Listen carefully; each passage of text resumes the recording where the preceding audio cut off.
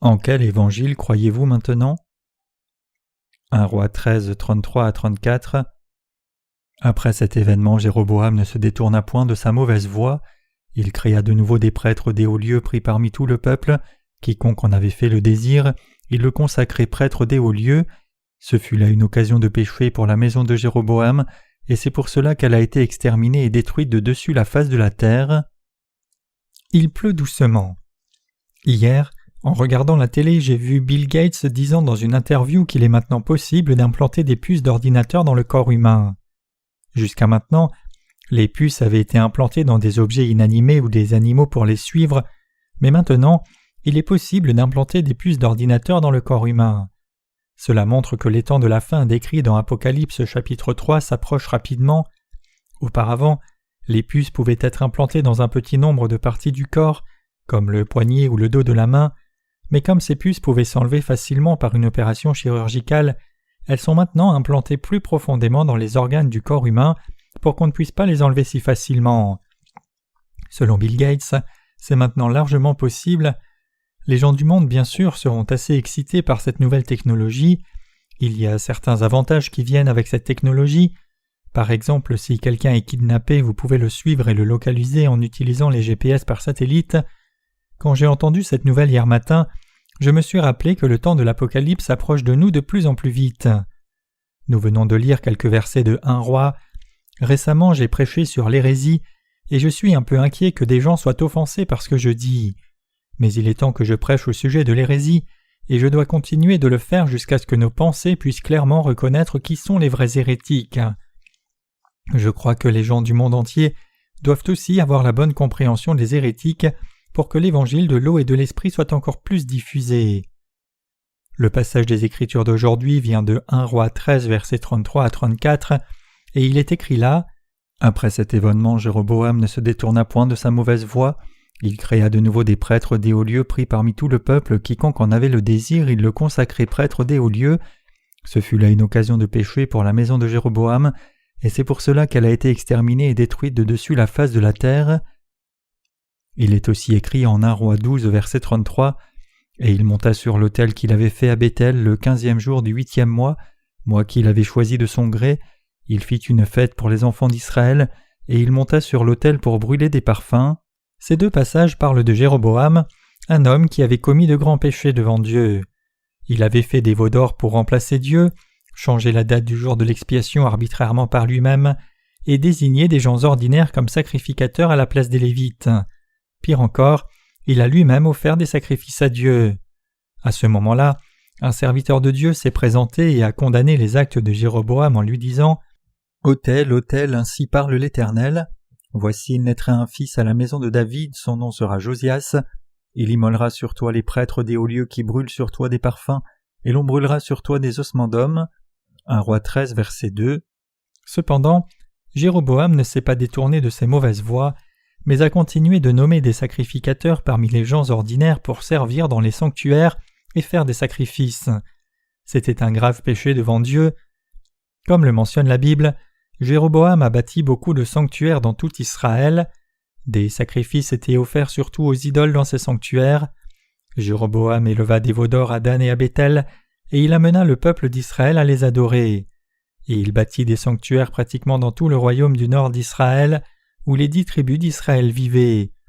Jéroboam avait élevé des veaux d'or à Dan et à Béthel parce qu'il avait peur que les gens retournent dans le royaume du sud de Juda. Cela était en soi un grand péché, mais il est allé encore plus loin, en bâtissant un sanctuaire dans chaque village et en amenant les gens à sacrifier aux idoles. Les péchés de Jéroboam suffisaient à provoquer la colère de Dieu, et c'est à cause de ces péchés que sa maison et son royaume ont été détruits.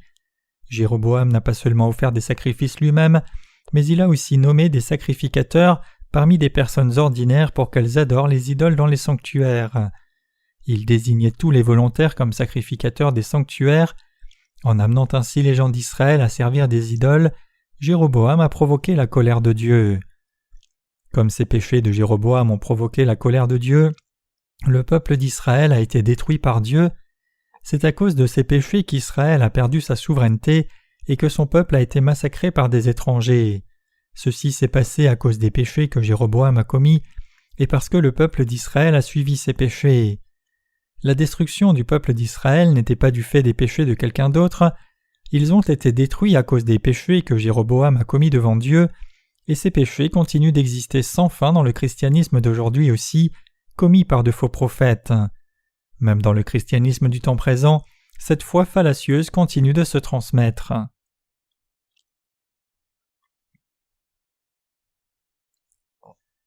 Il est mauvais que ceux qui sont maintenant ignorants de l'évangile de l'eau et de l'esprit deviennent des ouvriers de Dieu. Quand les chrétiens d'aujourd'hui ordonnent des pasteurs, ils le font arbitrairement selon leur goût, tout comme Jéroboam. Les hommes d'Église sont formés au séminaire, et quiconque est diplômé d'un séminaire peut travailler comme évangéliste ou ministre.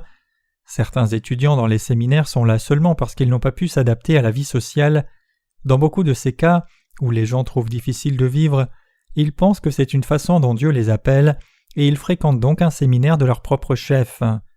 Dans les communautés chrétiennes du temps présent, quiconque veut devenir pasteur même sans connaître l'évangile de l'eau et de l'esprit, et en ayant encore moins reçu la rémission des péchés, commet le même péché que celui que Jéroboam a commis.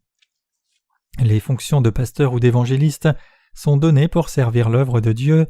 Ces offices dans l'Église sont établis par Dieu lui-même pour son œuvre. Nous pouvons voir cela en regardant comment Jésus a appelé et formé ses disciples pendant ses 3 ans de vie publique. Ces disciples de Jésus, comme Pierre, André et Jean, faisaient leur vie en tant que pécheurs, mais quand Jésus est venu en Galilée et les a vus, il leur a parlé et les a appelés « Suivez-moi, et je vous ferai pécheurs d'hommes » Marc 1, verset 17. Jésus lui-même avait appelé ses disciples. Alors qu'ils le suivaient, Jésus en a fait ses disciples et les a enseignés, les formant personnellement pour qu'ils travaillent comme serviteurs de Dieu. Matthieu était un collecteur d'impôts. Quand il reçut l'appel du Seigneur, c'est le Seigneur lui-même qui a fait de lui son ouvrier. L'apôtre Paul dit aussi en 2 Timothée 3, verset 14 « Toi, demeure dans les choses que tu as apprises et reconnues certaines, sachant de qui tu les as apprises. Si quelqu'un reçoit la rémission des péchés et est nourri dans l'Église de Dieu, alors il peut enseigner et conduire les autres certainement. » Les ouvriers de Dieu sont soit établis par Dieu lui-même, ou désignés par ses serviteurs, qui appellent ceux qui sont qualifiés pour devenir ouvriers de Dieu. La qualification de serviteur de Dieu n'est pas obtenue par le curriculum du système des séminaires. Seuls ceux qui ont uni leur cœur avec l'évangile de l'eau et de l'esprit sont qualifiés pour devenir ouvriers de Dieu. Ces ouvriers sont appelés personnellement et formés par les serviteurs de Dieu. En d'autres termes, ce sont les serviteurs de Dieu qui désignent ces ouvriers. Donc ce n'est pas juste quelqu'un qui a envie de devenir ouvrier de Dieu qui peut réellement le devenir. Par ses serviteurs, Dieu lui-même personnellement appelle et forme ceux qui deviendront ses ouvriers, et il les utilise pour son œuvre. Il sélectionne ainsi ceux qui deviendront ses serviteurs, les forme et les fait grandir fermement comme ses ouvriers. C'est la façon dont Dieu suscite ses serviteurs. Par contre, Jéroboam demandait simplement à quiconque semblait bien « Veux-tu devenir sacrificateur ?» Et si la réponse était oui, il le nommait sacrificateur. En d'autres termes, après avoir bâti un sanctuaire dans chaque village, Jéroboam demandait « Levez la main si vous voulez devenir sacrificateur dans ce sanctuaire ». Certaines personnes devaient alors lever la main, et Jéroboam choisissait ensuite quelqu'un qui lui plaisait et lui disait « Tu es le sacrificateur en fonction ici ». C'est ainsi qu'il nommait des sacrificateurs. Les sacrificateurs qui étaient désignés ainsi s'inclinaient devant les idoles, brûlaient de l'encens, faisaient des fêtes et pratiquaient le mal en disant « Cette idole est le Dieu qui vous a conduit ». Ce que Jéroboam a fait était donc un grand péché devant Dieu. Aujourd'hui, une personne qualifiée pour devenir serviteur de Dieu doit être avant tout quelqu'un qui a été purifié de tous ses péchés en croyant dans l'évangile de l'eau et de l'esprit, et deuxièmement, ce doit être quelqu'un dont le cœur est uni à l'œuvre de Dieu. Ceux dont la foi dans l'évangile de l'eau et de l'esprit est solide comme le roc, qui sont convenables du point de vue de Dieu et qui ont affermi leurs pensées devant le Seigneur, ce sont ces gens qui sont formés comme ouvriers de Dieu par les serviteurs de Dieu. Les ouvriers de Dieu sont formés comme Élie a formé Élisée dans l'Ancien Testament. Élie avait une école de mission dans l'Ancien Testament, tout comme nous avons maintenant notre école de mission. Il avait beaucoup de disciples, mais parmi ses disciples il y avait un homme nommé Élisée qui suivait Élie de particulièrement près. Élisée le suivait de si près qu'il l'appelait son Seigneur. Il avait l'habitude de puiser de l'eau pour que son enseignant puisse laver ses mains. Un jour, Élisée a demandé à Élie « Qu'une double portion de ton esprit vienne sur moi ». et il finit par prendre les vêtements d'Élie et recevoir le double de la puissance qu'Élie avait reçue. Il succéda donc à Élie comme serviteur de Dieu pour conduire le peuple d'Israël. Ainsi, Dieu lui-même établit ses serviteurs personnellement. Aujourd'hui, les serviteurs de Dieu qui croient dans l'évangile de l'eau et de l'esprit savent que Dieu lui-même prépare ses ouvriers à travers ses serviteurs.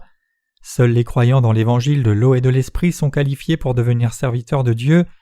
Ce sont les serviteurs de Dieu, que Dieu a approuvés d'abord, qui sélectionnent et désignent ceux qui sont adaptés pour devenir ouvriers parmi le peuple de Dieu.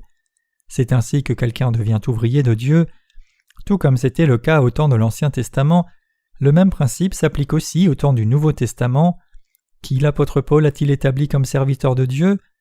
L'apôtre Paul a formé beaucoup de gens comme ouvriers de Dieu, mais parmi eux il a établi Timothée, son fils spirituel, comme l'un des plus fidèles serviteurs de Dieu. À son tour, Timothée a aussi formé des disciples. Ainsi, les serviteurs de Dieu sont formés par les serviteurs de Dieu qui les précèdent. Bien sûr, ils doivent croire dans l'évangile de l'eau et de l'esprit. Par contre, pendant le règne du roi Jéroboam, n'importe qui parmi les gens communs pouvait devenir sacrificateur s'il était volontaire. La même chose se produit aussi aujourd'hui. Quand certaines personnes ont du mal dans les affaires, ils pensent en eux-mêmes « Dieu me bloque-t-il ? Devrais-je aller au séminaire ?» Dans beaucoup de cas, c'est ainsi que les gens se retrouvent au séminaire. Quand quelqu'un va au séminaire comme cela, il est diplômé après avoir obtenu suffisamment de points et il est ordonné pasteur dans sa dénomination. Il est alors reconnu inconditionnellement par les gens comme un serviteur de Dieu, mais il enseigne en réalité un demi-évangile. Non, l'évangile de l'eau et de l'esprit, c'est l'un des plus grands maux du christianisme d'aujourd'hui, et cela constitue un grave péché devant Dieu.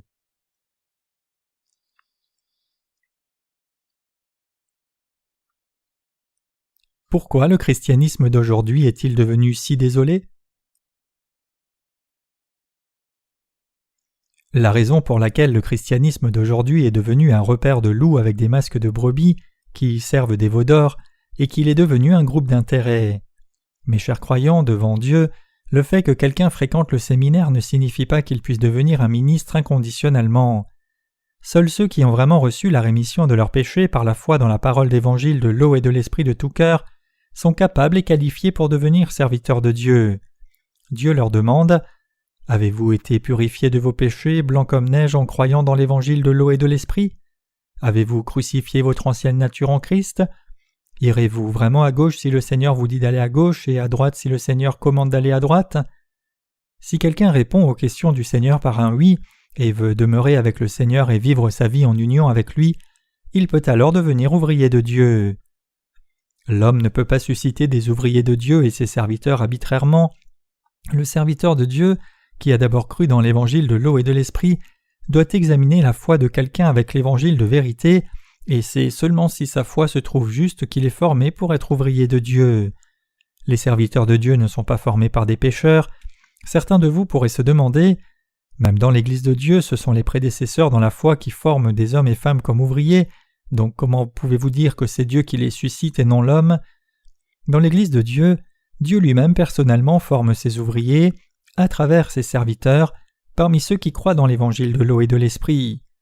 Notre Église a aussi formé beaucoup d'ouvriers à ses débuts. À ce moment-là, l'Église était dans un besoin désespéré d'ouvriers de Dieu. Bien que nos ouvriers passent maintenant par un processus de sélection plus rigoureux et détaillé, en ce temps-là, quiconque professait croire dans l'Évangile était formé comme un ouvrier dans l'Église.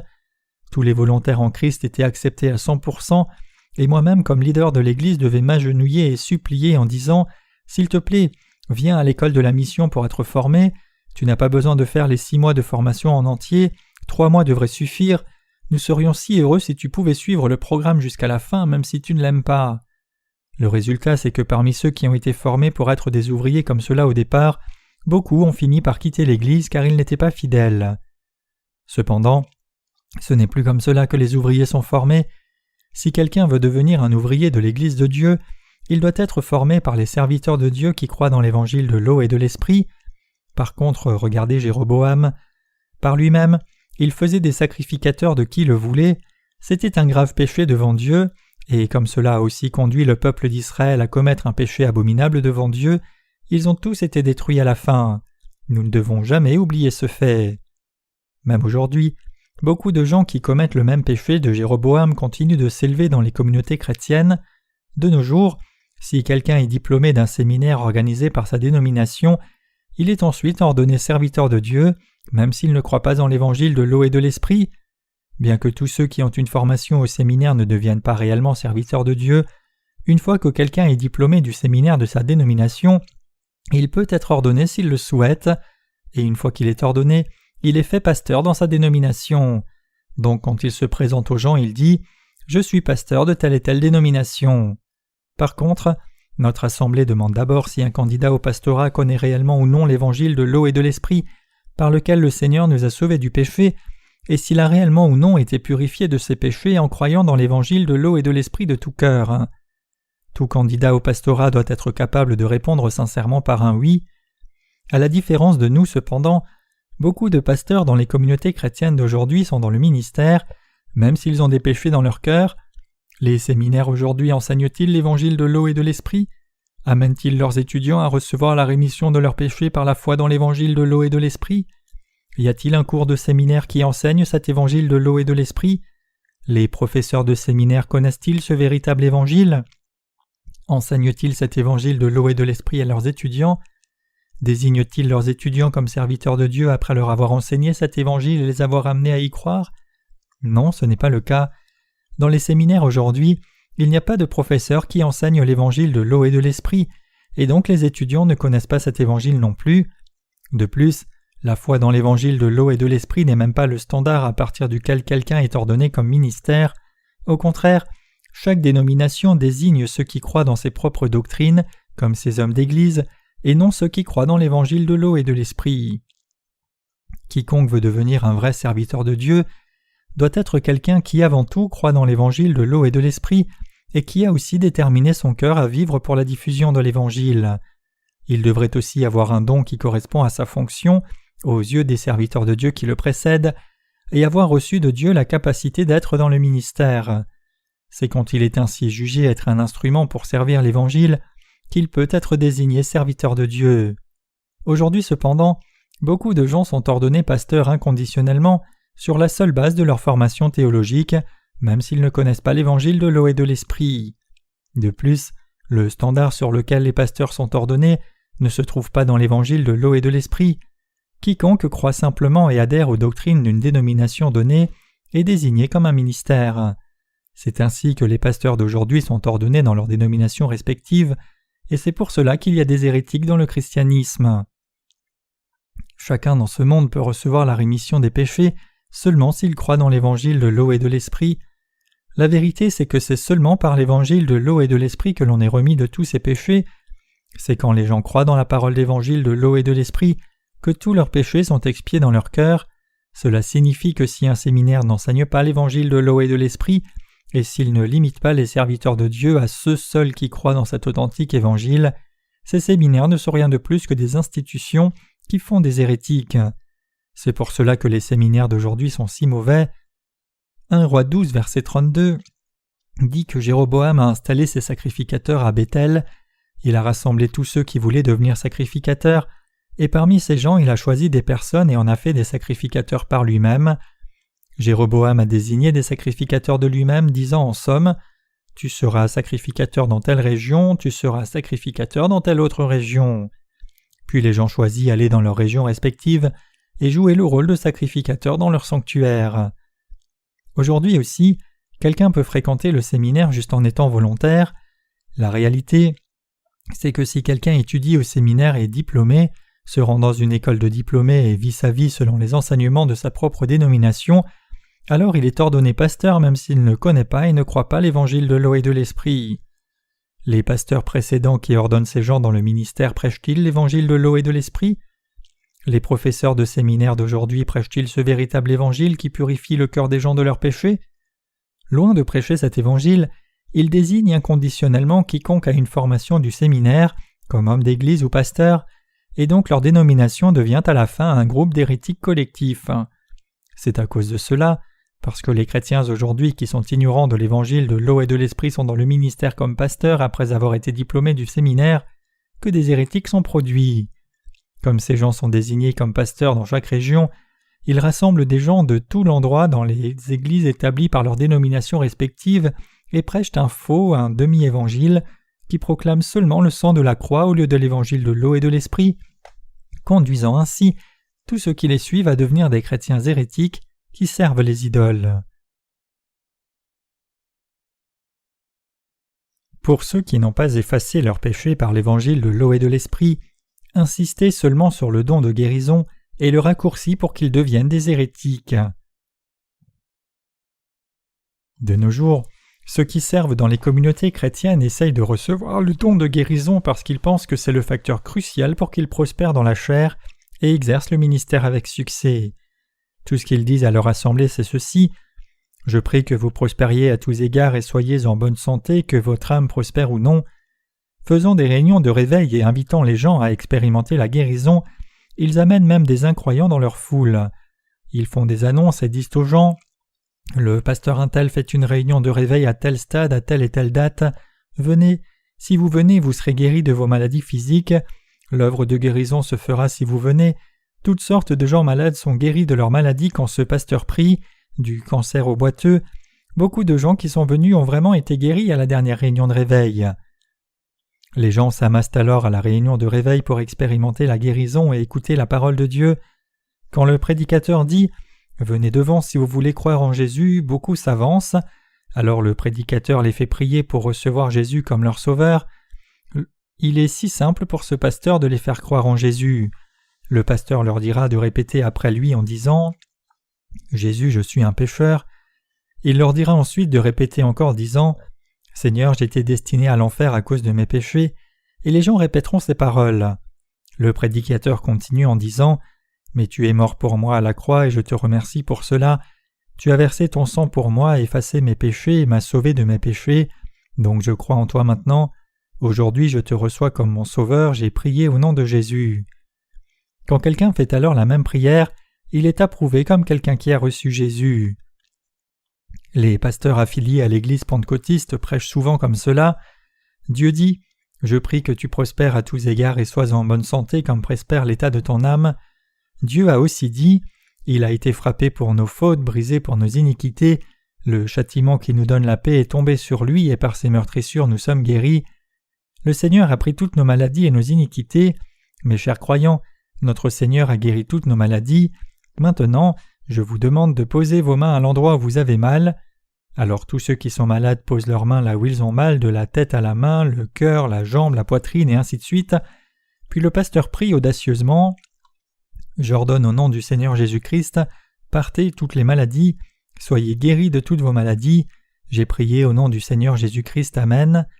Quand le pasteur finit cette prière, l'assemblée est débordante d'émotion et dit Amen à sa prière. Il dit alors, ceux qui ont été guéris maintenant, venez devant et témoignez. Et quelqu'un se lève pour dire « Je ne pouvais pas lever ma main auparavant, mais quand j'ai posé mon autre main dessus en priant, elle a été guérie et je peux maintenant la lever, Amen, Alléluia. » D'autres disent « J'avais des brûlures d'estomac, mais maintenant que j'ai prié, les brûlures d'estomac sont parties. Je ne pouvais pas marcher avant, mais maintenant je peux me lever et même courir. Je ne voyais pas bien, mais maintenant que le pasteur a prié pour moi, je vois. Le Seigneur a vraiment guéri ma maladie. » Beaucoup de gens dans la réunion de réveil témoignent tour à tour comme cela. Beaucoup de gens, chrétiens et non chrétiens aussi, voient cela et sont trompés par cela, et ils croient en Jésus grossièrement en pensant « Oh, je serai guéri si je crois en Jésus, je deviendrai riche et j'irai aussi au ciel si je crois en Jésus. » Cependant, quand ces gens retournent chez eux, les brûlures d'estomac reviennent et leur vue est à nouveau perdue, ils ne sont rien de plus que les victimes d'une fraude spirituelle. Aujourd'hui, les hérétiques qui suivent la voie de Jéroboam attirent les gens et prient pour eux sous une bannière annonçant le don de guérison dans leur réunion de réveil. Beaucoup de gens malades sont désespérés. Quel que soit leur cas, ils veulent tous être guéris. Quand ni les médicaments ni la chirurgie ne peuvent les guérir, quand leur plus grand désir est d'être guéris de leur maladie, on leur dit qu'ils recevront la guérison s'ils croient en Jésus, et c'est pour cela qu'ils s'amassent à ces réunions de réveil. Et puisque le pasteur ayant apparemment un don pris pour eux, il est possible qu'ils se sentent temporairement mieux ou guéris en fonction de la condition de leur mental. Cependant, une fois qu'ils sont rentrés chez eux, ils vont très souvent rechuter et leur maladie grandit, voire même les tue à la fin. Mes chers croyants, vous devez vous rappeler que, trompés par les charismatiques, Beaucoup de gens périssent maintenant corps et esprit. Parmi les hérétiques dans les communautés chrétiennes d'aujourd'hui qui ne connaissent pas l'évangile de l'eau et de l'esprit, ces soi-disant ministères qui trompent les gens avec le don de guérison, invoquant tout de même le nom de Jésus. Quand ces faux prophètes se tiendront dans la présence du Seigneur, ils lui diront tous « Seigneur, Seigneur, n'avons-nous pas prophétisé en ton nom, chassé les démons en ton nom et fait beaucoup de miracles en ton nom ?» Mais le Seigneur leur dira « Je ne vous connais pas, retirez-vous de moi, vous qui commettez l'iniquité. » Matthieu 7, versets 22 à 23. C'est ce que le Seigneur dira à ces escrocs.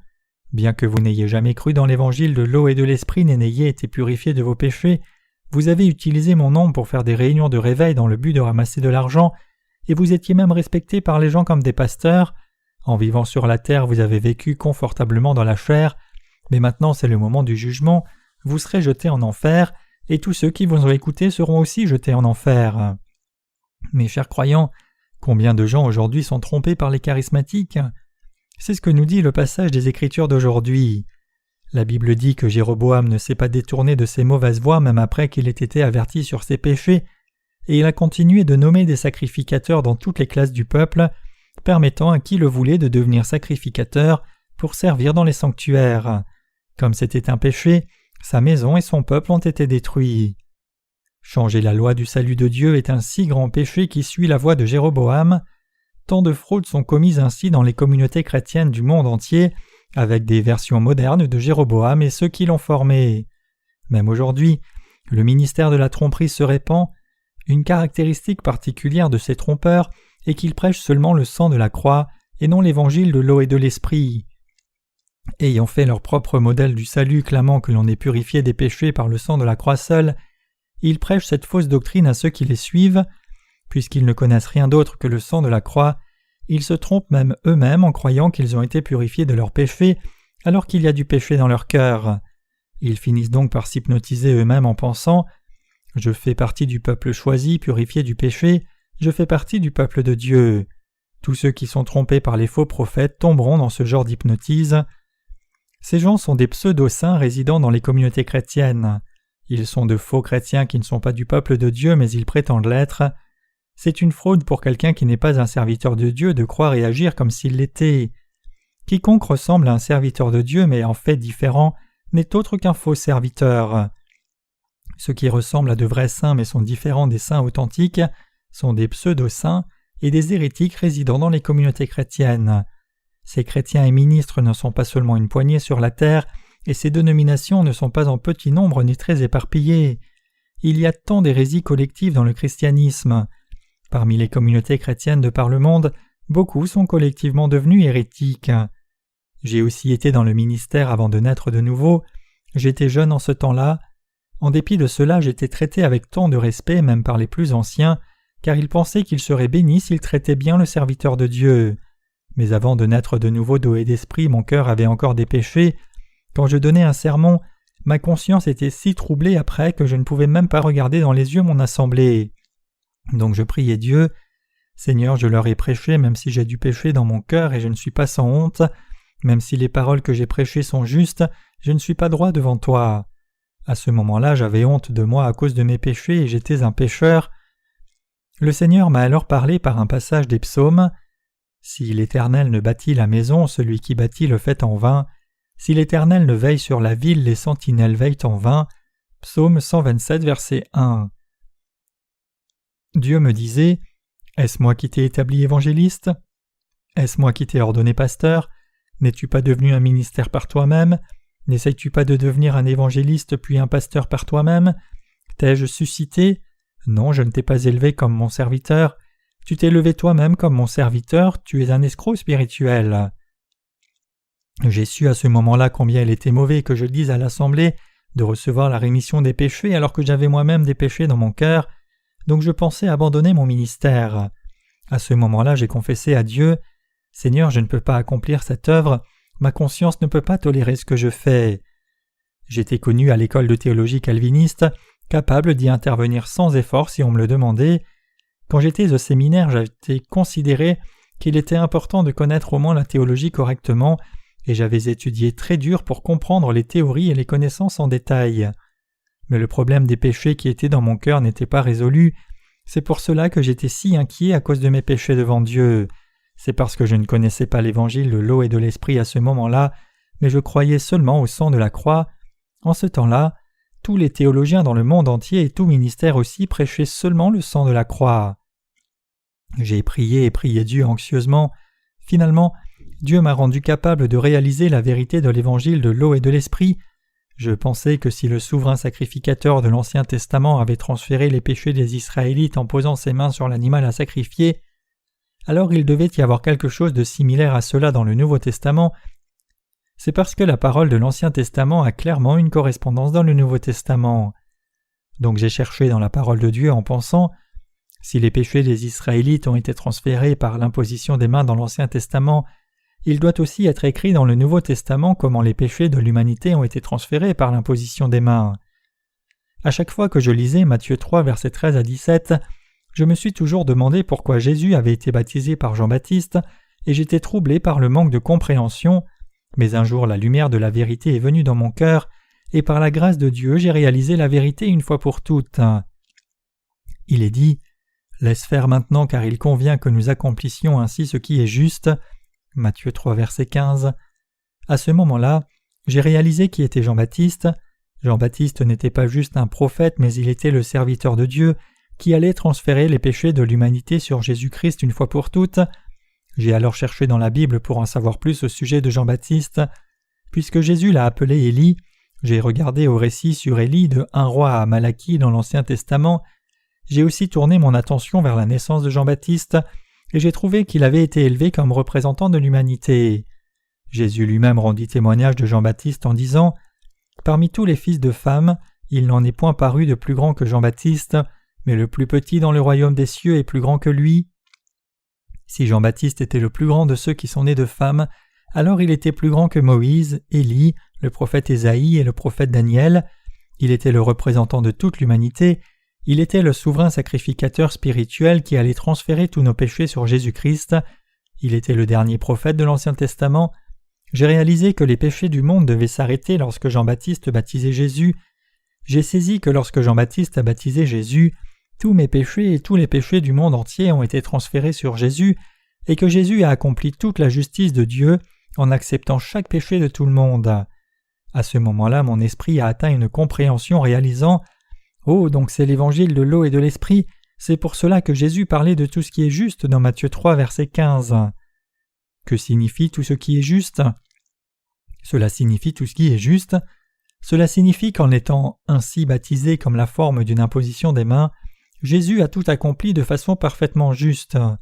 Le mot « ainsi » ici en grec signifie de cette façon, le plus approprié, où il n'y a pas d'autre moyen que cela. En d'autres termes, en recevant le baptême de Jean-Baptiste, Jésus a accompli toute l'œuvre de justice droitement et justement. Laisse faire maintenant, car il convient que nous accomplissions ainsi tout ce qui est juste. Matthieu 3, verset 15. En recevant le baptême de Jean-Baptiste, Jésus a accompli toute la justice de Dieu, tout comme le souverain sacrificateur dans l'Ancien Testament transférait les péchés de son peuple une fois pour toutes, en posant ses mains sur la tête de l'agneau à sacrifier. Jean-Baptiste a transféré tous les péchés de ce monde une fois sur toutes pour Jésus, en posant ses mains sur sa tête et en le baptisant. C'est par ce baptême que Jésus-Christ a pris tous les péchés du monde. C'est en recevant ce baptême de Jean-Baptiste que Jésus a porté les péchés du monde. J'ai réalisé cette vérité grâce à Dieu, et il m'a enseigné l'évangile de l'eau et de l'esprit. Pour en savoir plus sur l'évangile de l'eau et de l'esprit, j'ai cherché dans les deux testaments et j'ai lu chaque version de la Bible que je pouvais lire, y inclut le texte original. Notre connaissance de cette parole doit être juste bibliquement, et donc nous devons lire et interpréter le texte original de la Bible exactement comme il est. Après avoir rencontré le Seigneur par l'évangile de l'eau et de l'esprit, j'ai essayé de prêcher cet évangile par moi-même. Je n'avais jamais rien fait de pareil auparavant. Toute ma vie je n'avais fait rien qu'étudier, mais une fois que je connaissais l'évangile de l'eau et de l'esprit, mes lèvres ne restaient pas en silence. Tous ceux que je rencontrais, je devais leur parler de l'évangile de l'eau et de l'esprit, et je ne pouvais pas m'empêcher de parler de cette vérité. Jusqu'à ce que cette personne reçoive la rémission des péchés, je prêchais l'évangile de l'eau et de l'esprit, je ne m'occupais pas de savoir à qui je parlais, que ce soit une jeune femme, une femme au foyer ou une grand-mère, je m'asseyais et parlais, et elle devait écouter la parole de la Bible. Même si les gens n'étaient pas ravis la première fois qu'ils entendaient l'évangile de l'eau et de l'esprit, ils m'ont tous remercié ensuite, une fois qu'ils ont réalisé et cru dans cet évangile et reçu la rémission de leurs péchés. Ils étaient tous reconnaissants, disant qu'ils n'auraient pas pu être plus heureux. C'est là que j'ai trouvé ma récompense. Puis, comme j'avais étudié la théologie, je savais très bien qu'il n'y avait pas un seul théologien qui prêchait l'évangile de l'eau et de l'esprit. Peu importe le point auquel je recherchais dans la littérature, je n'ai pas pu trouver un seul théologien comme cela. Les leaders chrétiens d'aujourd'hui désignent juste quelqu'un à la prêtrise et acceptent tout le monde dans leur séminaire. Quand des membres de l'Assemblée ont un temps difficile en essayant de gagner leur vie, que leur disent les pasteurs? Ils disent « Pourquoi ne pas aller au séminaire ?» En même temps, quand certains membres montrent du dévouement au travail dans l'Église, on leur dit aussi « As-tu pensé au séminaire ?» Les pasteurs recommandent à tout le monde et n'importe qui d'aller au séminaire. Une fois que quelqu'un fréquente le séminaire et étudie la théologie, cette personne est appelée évangéliste en Corée.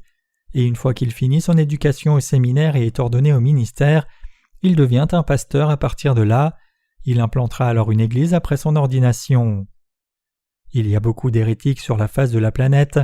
C'est parce que les théologiens et les pasteurs désignent n'importe qui comme prêtre qu'ils constituent des hérétiques. Dans le christianisme aujourd'hui, tout le monde peut devenir homme d'église même s'il ne connaît pas la vérité de l'évangile de l'eau et de l'esprit, ni n'a reçu la rémission des péchés pour être blanc comme neige, en croyant dans cet évangile de tout cœur. Par conséquent, sous ces leaders non rachetés, aveugles, les chrétiens entendent et apprennent seulement la doctrine du sang de la croix, le résultat de la foi dans cette doctrine chrétienne qui dit « Tous vos péchés ont été effacés par le sang de la croix » et qu'ils sont certains que pour ce qui concerne les questions doctrinales, ils sont sans péché, même si des péchés restent intacts dans leur cœur. Quiconque est enseigné par ces ministères est un hérétique. C'est pour cela que tant de chrétiens sont devenus des hérétiques. Ces gens n'ont rien à faire avec Jésus. C'est la différence entre les églises mondaines et l'Église de Dieu. Quand les chrétiens mondains trouvent un problème sérieux dans leur cœur et doivent demander à Dieu son aide, leurs lèvres ne peuvent pas s'ouvrir et dire clairement « Dieu, aide-moi s'il te plaît », car il y a du péché dans leur cœur. Donc quand les hérétiques prient, la première prière qu'ils font est une prière de repentance. Même s'ils prient pour demander l'aide de Dieu, ils doivent habituellement d'abord faire des prières de repentance. Alors que certains font une longue prière de repentance, d'autres en font une courte, et ce doit être à peu près la seule différence. À chaque fois qu'ils s'approchent de Dieu, ils s'assurent tout d'abord de faire des prières de repentance. Par contre, quand les croyants dans l'évangile de l'eau et de l'esprit font quelque chose de mal devant Dieu, ils admettent honnêtement leur erreur devant lui, et ils viennent à Dieu par la foi, assurés qu'ils ont été sauvés de leurs péchés, croyant que Jésus-Christ a pris sur lui tous leurs péchés par son baptême et les a effacés en versant son sang à la croix. Cependant, ceux qui ne connaissent ni ne croient l'évangile de l'eau et de l'esprit doivent faire des prières de repentance chaque fois qu'ils se présentent devant le Seigneur pour prier. Puisque leurs cœurs ont encore des péchés, ils ne peuvent pas faire autrement que de dire des prières de repentance en disant « Seigneur, pardonne-moi, j'ai péché ». Dès qu'ils essayent de s'approcher de Dieu et de le prier, ils essaient d'être purifiés de leurs péchés en faisant d'abord leur propre prière de repentance. À leur différence, ceux qui croient dans l'évangile de l'eau et de l'esprit méditent cet évangile moment après moment. La pensée des justes médite sur l'évangile à longueur de temps, se rappelant de ceci « Je n'ai pas de péché. Par l'évangile de l'eau et de l'esprit, le Seigneur a effacé tous mes péchés sales et m'a rendu blanc comme neige. Par son baptême, il a pris tous ses péchés sales et affreux, les a effacés en versant son sang et en ressuscitant d'entre les morts, et m'a ainsi rendu blanc comme neige. » Donc nous, les croyants dans l'évangile de l'eau et de l'esprit, pouvons venir devant Dieu avec assurance et le prier. Même si nous pouvons être insuffisants dans nos actes et commettre le péché, nous pouvons encore prier Dieu avec assurance. « Père, aide-moi s'il te plaît ». C'est parce que Dieu a dit « Le juste vivra par la foi » Romains 1, verset 17. C'est pour cela que ceux qui croient dans l'évangile de l'eau et de l'esprit sont les enfants de Dieu, son peuple et ses ouvriers, et ils sont toujours aidés par Dieu.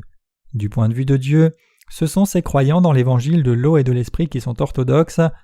Par contre, ceux qui ne connaissent pas et ne croient pas dans l'évangile de l'eau et de l'esprit sont tous des hérétiques. Ceux qui prêchent seulement le sang de la croix et croient que l'on est sauvé juste en croyant en Jésus n'importe comment, même si l'on a du péché dans son cœur, sont aussi des hérétiques. Ces gens commettent exactement le péché de Jéroboam décrit dans le passage des Écritures d'aujourd'hui, et tous ces gens sont condamnés à faire face au jugement de Dieu. Ils seront exterminés de la face de la terre tout comme il est écrit Et par cela il y eut du péché sur la maison de Jéroboam, pour l'exterminer, pour la détruire de dessus la face de la terre. À la fin, ils ne seront pas en mesure d'entrer au ciel, et ils sont maudits sur la terre aussi. Il y a beaucoup trop de gens qui sont maudits dans ce monde même s'ils croient en Jésus. Même parmi ceux qui professent croire dans l'évangile de l'eau et de l'esprit, il y en a beaucoup qui sont venus dans l'Église sans complètement réaliser cette vérité au départ et qui vivent leur vie de foi en fonction. Ces gens doivent examiner leur cœur fidèlement une fois encore, en se demandant en eux-mêmes « Est-ce que je crois vraiment dans l'évangile de l'eau et de l'esprit ?» Nous devons croire dans l'évangile de l'eau et de l'esprit en vérité, nous devons nous tenir à l'évangile de l'eau et de l'esprit de tout cœur. C'est alors seulement que nous pouvons marcher avec Dieu. C'est alors seulement que nous demeurons en Christ et évitons de devenir des hérétiques. Et c'est alors seulement que nous ne sommes pas maudits par le Seigneur. Quiconque ne croit pas dans l'évangile de l'eau et de l'esprit est maudit. Qu'en est-il de vous alors? Croyez-vous dans l'évangile de l'eau et de l'esprit? Comme Dieu nous a conduits à croire dans l'évangile de l'eau et de l'esprit, nous avons reçu le salut, et Dieu nous a ainsi établis comme ses serviteurs. C'est ainsi que nous sommes devenus le genre de personnes qui sont capables de prêcher l'évangile de l'eau et de l'esprit dans le monde entier et de montrer comment sont vraiment les hérétiques devant Dieu. Je veux que vous réalisiez tous que je ne condamne personne ici, mais je donne un tel sermon pour les aider à atteindre le juste jugement et échapper à ces groupes hérétiques. Je vous demande à tous de réaliser ceci. Il est temps que les gens échappent à l'hérésie. Beaucoup de gens sont pris dans le péché de l'hérésie. Eux aussi doivent être sauvés des péchés du monde. Eux aussi doivent échapper à l'hérésie collective, recevoir la purification de leurs péchés en croyant dans l'évangile de l'eau et de l'esprit, et ainsi atteindre le vrai salut. Combien de gens sont encore incapables d'en arriver à faire cela? C'est précisément pour cela que nous devons prêcher l'évangile de l'eau et de l'esprit de par le monde entier. Nous devons parler aux chrétiens dans le monde entier de l'hérésie et leur expliquer pourquoi ils sont devenus des hérétiques en réalisant la raison à cela nous-mêmes d'abord. C'est une telle tragédie frustrante pour moi que de voir tant de chrétiens dans le monde entier souffrir sous le poids de leurs péchés. C'est pour cela que je prêche la parole de Dieu sur l'hérésie et pourquoi je vais publier un livre de sermons à ce sujet. Et ce livre sera traduit dans toutes les langues du monde pour être distribué dans le monde entier. Les gens du monde entier réaliseront alors en lisant ce livre « J'ai été prisonnier de l'hérésie pendant tout ce temps ». C'est mon désir sincère qu'un grand nombre réalise cela, accepte le salut qui est venu par l'évangile de l'eau et de l'esprit et revienne ainsi à Dieu. C'est pour cette raison que je prêche cette parole maintenant. Mais ce n'est pas assez de prêcher sur ce sujet juste une fois ou deux. Après tout, ne sommes-nous pas entourés de tant d'hérétiques? C'est parmi ceux qui professent croire en Jésus que ces hérétiques se trouvent le plus. Vous croyez dans l'évangile de l'eau et de l'esprit, donc y a-t-il le moindre péché dans votre cœur ou non? Vous n'avez pas de péché du tout. Mais qu'en est-il de ceux qui clament avoir reçu la rémission de leurs péchés juste en croyant dans le sang de Jésus seul? Leurs cœurs sont-ils pleins de péchés, ou sont-ils sans péché? Bien sûr que leurs péchés sont restés intacts. Ils confessent eux-mêmes que leurs péchés sont encore là, et ils restent effectivement pécheurs. Tout ce qu'ils font maintenant, c'est mener une vie religieuse prise dans l'hérésie devant Dieu. Ils ne sont rien d'autre que des hérétiques, étant tombés dans l'hérésie collective. Vous devez être capable de discerner ceux qui sont pris dans l'hérésie collective de ceux qui sont vraiment nés de nouveau et croient dans l'évangile de l'eau et de l'esprit. Vous devez être capable de distinguer l'authentique évangile des pseudo-évangiles. Ceux qui prêchent seulement le sang de la croix sont des pseudo-chrétiens. Même s'il peut sembler correct de croire et prêcher seulement le sang de la croix, c'est une foi fausse et fallacieuse. C'est absolument crucial pour nous d'être capables de trier les pseudo-croyants et de ne pas être trompés par eux. Même parmi les reporters des journaux, il y a d'authentiques reporters et de faux reporters.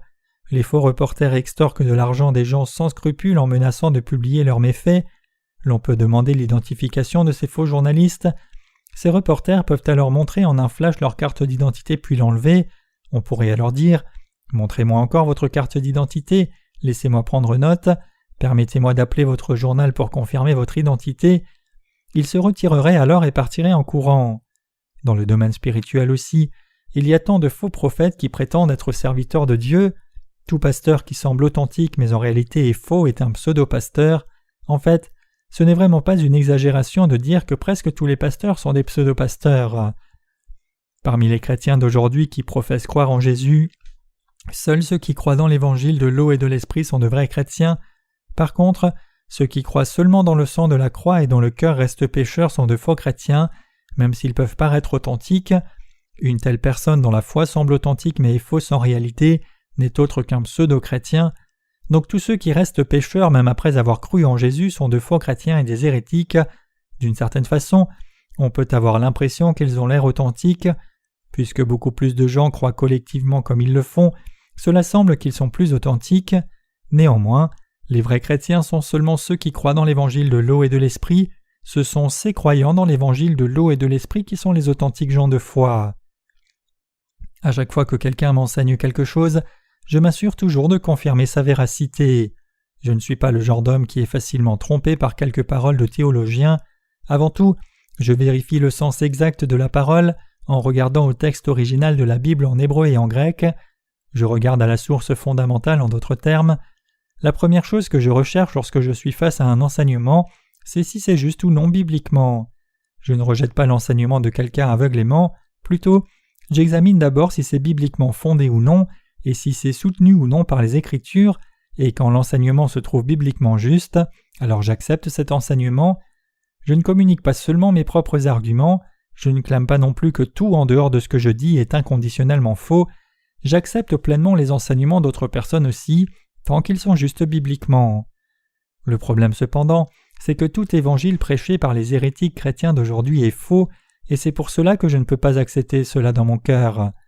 Il n'y a rien de mal maintenant à appeler les faux chrétiens ce qu'ils sont vraiment, de faux croyants. Ceux qui croient dans le sang de la croix seule clament être d'authentiques chrétiens, mais quand je leur demande « Alors dites-moi comment vos péchés ont disparu », ils disent « J'ai effacé mes péchés dans le sang de la croix ». Est-ce que c'est tout ? Oui, c'est tout. Comment Jésus a-t-il effacé vos péchés ? Il les a effacés en versant son sang. Alors que se passe-t-il si vous commettez des péchés par la suite ? Je redeviens pécheur et donc je dois faire des prières de repentance. Cependant, ils ne peuvent pas me répondre quand je leur demande « La Bible dit que le salaire du péché c'est la mort, donc si vous avez du péché, le sang doit forcément être versé. Jésus doit-il donc verser son sang une nouvelle fois pour expier vos péchés à votre place ?» Je leur dis alors avec force « Ce n'est pas ainsi que le Seigneur a expié nos péchés. Il a pris nos péchés une fois pour toutes en étant baptisé après être venu sur cette terre, puis a porté ses péchés à la croix et a versé son sang. C'est ainsi que le Seigneur a éradiqué nos péchés. » Ne pas croire en l'évangile de l'eau et de l'esprit est hérétique. C'est pour cela que je dis avec assurance que le christianisme d'aujourd'hui est tombé dans l'hérésie collective. Cependant, quand nous rencontrons les gens et leur disons directement ce genre de choses, beaucoup d'entre eux essayent de se mettre en conflit avec nous car ils sont offensés et leur orgueil est blessé. C'est pour cela que j'ai mis mes sermons au format d'un livre pour le partager avec les gens. Si quelqu'un n'aime pas mon livre après l'avoir lu, il peut juste le jeter. Un lecteur peut être offensé par mon livre, mais au minimum il n'essaiera pas de se battre avec moi personnellement. Moi aussi je voyage dans différents lieux pour prêcher l'évangile de l'eau et de l'esprit, mais parmi ceux qui ont entendu cet évangile de ma part, beaucoup sont devenus mes ennemis. C'est pour cela que nous unissons nos forces pour accomplir notre ministère de littérature, aussi bien à ceux qui sont à l'étranger qu'en Corée aussi. Croire en autre chose que l'évangile de l'eau et de l'esprit est hérétique. Peut-être que vous avez l'impression que je me répète de trop ici, mais je continue de souligner ce point à cause de son importance cruciale et ses larges implications. Tous ceux qui croient seulement dans le sang de la croix sont hérétiques. Qui sont les hérétiques ? Ce sont ceux qui croient et prêchent seulement le sang de la croix. Devant Dieu, ce sont ceux qui croient dans l'évangile de l'eau et de l'esprit et prêchent cet évangile qui sont orthodoxes. Nous devons sauver les âmes du christianisme hérétique. Nous devons dévouer nos vies à cet effort. En ces temps de la fin, nous devons montrer clairement à tout le monde comment voir ce qui est réellement un hérétique et qui est un croyant orthodoxe, et ainsi conduire tous les chrétiens à revenir à l'évangile de l'eau et de l'esprit. Nous avons prêché l'évangile de l'eau et de l'esprit à un certain point maintenant. Ainsi, à partir de maintenant, nous devons montrer et exposer en détail les erreurs que les chrétiens d'aujourd'hui font dans leur vie et les faussetés de leur doctrine en les comparant à la vérité réelle. Nous devons les enseigner sur ce sujet sans cesse quand nous continuons de prêcher l'évangile de l'eau et de l'esprit. C'est alors qu'ils peuvent atteindre le salut. Dieu nous a confié son œuvre à vous et à moi. Je donne toute ma reconnaissance à notre Dieu. Je lui rends vraiment grâce.